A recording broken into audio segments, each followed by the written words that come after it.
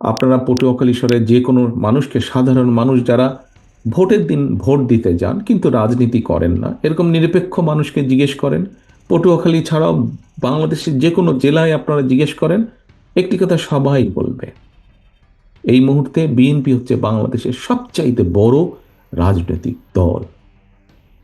এই কথায় কোনো সন্দেহ আছে কারো? এই যে আমি যে কথাটি বললাম, এটা আমার কথা না, যে কোনো রাজনৈতিক দলের অন্য অন্য যত রাজনৈতিক দল আছে তাদেরকে জিজ্ঞেস করেন, তাদের সদস্যরা একই কথা বলবে।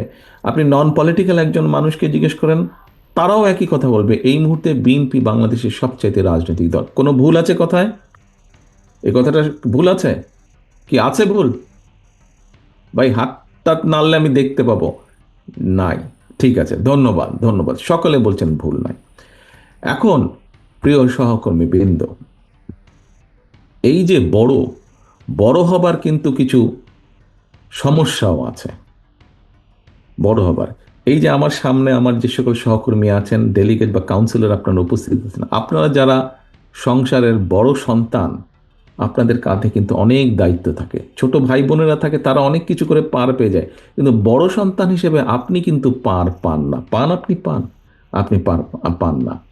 আপনারা যারা বড় সন্তান, আপনারা কিন্তু জানেন আপনাদেরকে অনেক কষ্ট করতে হয়েছে। যারা সংসারের বড় সন্তান, তাদেরকে অনেক কিছু স্যাক্রিফাইস করতে হয়, তাদেরকে অনেক কিছু স্যাক্রিফাইস করতে হয়। সংসারের অন্য ভাই বোনরা অনেক সময় অনেক বিষয়ে ঠিক আছে, তাদেরকে ছাড় দেওয়া হয়, কিন্তু বড় ভাই বা বড় বোন বা বড় সন্তান যে থাকে, তাকে স্যাক্রিফাইস করতে হয়, তাকে অনেক কিছু মেনে নিতে হয়, তাকে অনেক কিছু ছাড় দিতে হয়। প্রিয় সহকর্মীবৃন্দ, একটু আগে আপনারা সবাই বললেন, একমত প্রকাশ করলেন, এটি আমাদের কথা না, এটি এখন সব ধরনের মানুষের কথা। বিএনপি এই মুহূর্তে বাংলাদেশের সবচাইতে বড় রাজনৈতিক দল। সহকর্মীবৃন্দর, বড় রাজনৈতিক দল হিসাবে আমাদের দায়িত্ব বড়।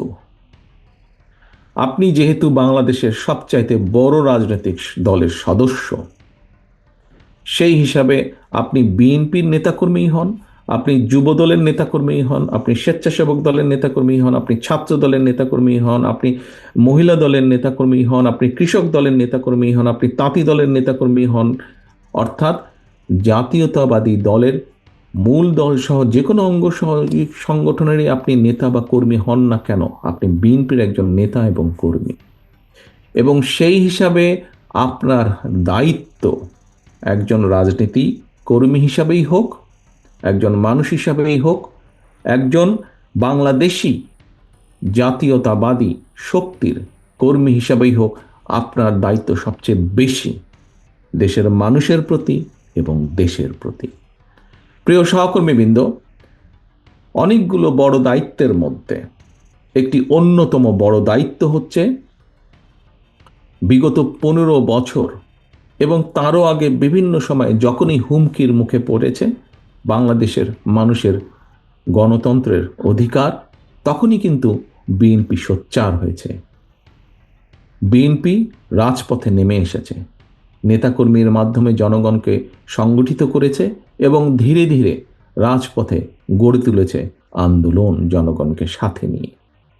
প্রিয় সহকর্মীবৃন্দ, আমরা আমাদের বহু সহকর্মীরা যে গণতন্ত্রের প্রত্যাশিত গণতন্ত্রে প্রতিষ্ঠিত করার জন্য আমরা ধীরে ধীরে ধাবিত হচ্ছি, সেই গণতন্ত্রের দাবি আদায় করার জন্য, গণতন্ত্রের ভিত্তি রচনা করার জন্য গত 15 বছরে আমাদের 700-রও বেশি সহকর্মী জীবন উৎসর্গ করেছে। আমাদের হাজার হাজার নেতাকর্মী বিভিন্নভাবে পঙ্গুত্ব বরণ করেছে।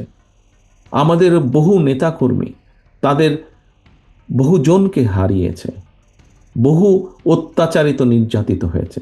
আজকে আপনারা এখানে 1511 জন যেই কাউন্সিলর আছেন, এর বাইরেও বহু নেতাকর্মী ডেলিগেট আছেন। আমার তো মনে হয় এখানে বোধহয় এমন কোনো মানুষ উপস্থিত নেই যার নামে না হলেও মিনিমাম একটা মিথ্যে মামলা নেই।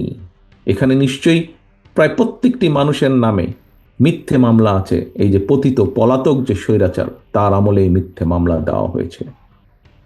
এখন প্রিয় সহকর্মী বৃন্দ, এই যে এত ত্যাগ, এত তিতিক্ষার পরে আমরা যে গণতন্ত্র প্রতিষ্ঠার দিকে ধাবিত হচ্ছি, এই গণতন্ত্রের ভিত্তিকে যদি শক্ত ভিতের উপরে প্রতিষ্ঠিত করতে হয়, সবচেয়ে আগে এগিয়ে আসতে হবে বাংলাদেশ জাতীয়তাবাদী দল বিএনপিকে, তথা আপনাকে এগিয়ে আসতে হবে। আজকে বিএনপি যদি এগিয়ে আসে, বিএনপি যদি গণতন্ত্র প্রতিষ্ঠার জন্য সব রকম উদ্যোগ গ্রহণ করে, ইনশাল্লাহ ভবিষ্যতে এই বাংলাদেশে গণতন্ত্রের ভিত শক্তিশালী হবে।